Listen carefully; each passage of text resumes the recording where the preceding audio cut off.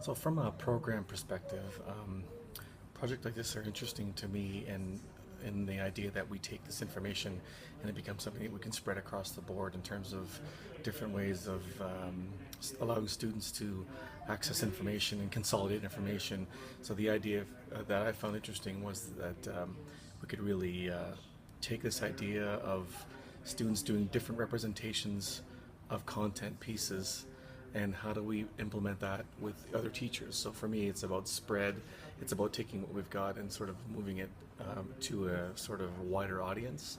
So the next level for me would be getting some of this data and finding out how we can present that to the rest of the teachers, because what I'm seeing is students doing very interesting and accurate depictions of content areas and really deep thinking.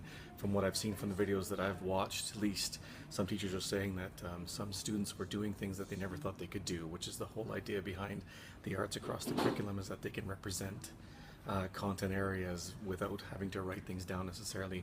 So the part that I find the most interesting and part for program for me has to do with that concept of students being able to represent their learning in different ways, and being able to open things up and allow teachers to, and students, sorry, allow students to be able to just work through something.